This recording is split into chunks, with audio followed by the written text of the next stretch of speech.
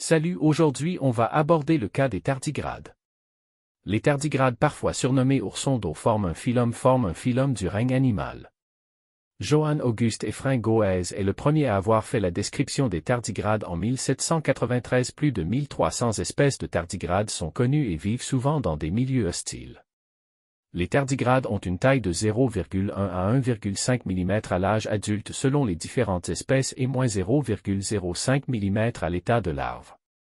Les tardigrades sont des animaux extrémophiles, c'est-à-dire qu'ils peuvent survivre dans des environnements extrêmes, température de 272 à plus 150 degrés Celsius et pression jusqu'à 6000 bar, milieu anhydrique ou exposés aux rayonnements ultraviolets ou X, vide spatial privé d'eau et de nourriture, ils se replient en cryptobiose. Ce qui signifie que les processus métaboliques observables sont considérablement réduits. Le tardigrade est alors en état de stase jusqu'à réactivation de ces processus métaboliques. On ne sait pas combien de temps peut durer la stase. Les tardigrades ont un corps protégé par une cuticule et formé de 4 segments dont chacun est doté de 2 courtes pattes non articulées terminées par des griffes rétractiles.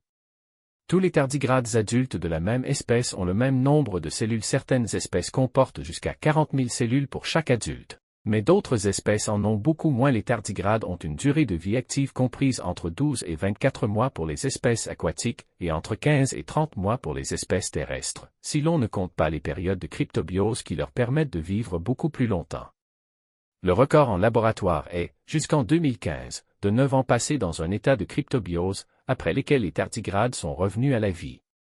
Dans les couches profondes de la banquise du Groenland, Alain Couté du Muséum national d'histoire naturelle a trouvé des tardigrades en cryptobiose qui ont repris vie dès que l'on a fait fondre à température ambiante la glace qui les enrobait, laquelle a été datée de plus de 2000 ans. En fait, on ne connaît pas la durée maximale possible de leur cryptobiose, qui est peut-être beaucoup plus longue. 9. Les tardigrades, par leur résistance, intéressent beaucoup les physiologistes. 16. Et certains pensent qu'eux seuls survivraient à une stérilisation totale de la Terre. 17. Il est à noter que les grandes capacités de résistance relevées chez les tardigrades ne concernent qu'une partie des espèces de ce vaste groupe. Aucune espèce ne possède individuellement toutes les caractéristiques de résistance, chacune ayant ses spécialités et modalités particulières.